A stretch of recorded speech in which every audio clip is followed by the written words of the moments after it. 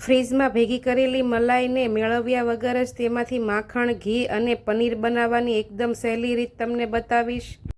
ફ્રીઝમાંથી મલાઈને 2 કલાક પહેલાં કાઢી લઈશું। 2 કલાક થાય ને રૂમ ટેમ્પરેચરે આવી જાય એટલે તેમાં પાણી એડ કરીને બ્લેન્ડર 5 થી 7 મિનિટ માટે ફેરવી પડવા લાગે એટલે બરફના ટુકડા નાખીને ફરી 5 મિનિટ માટે ફેરવી લે। આવી રીતે માખણ તૈયાર કરી લેશું। હવે તેમાંથી માખણના ગોળા બનાવીને પાણી એક બાજુ મૂકી દઈશું। તેમાંથી આપણે પનીર બનાવીશું ને માખણને 2 થી 3 પાણીએ બરાબર ધોઈ લેશું।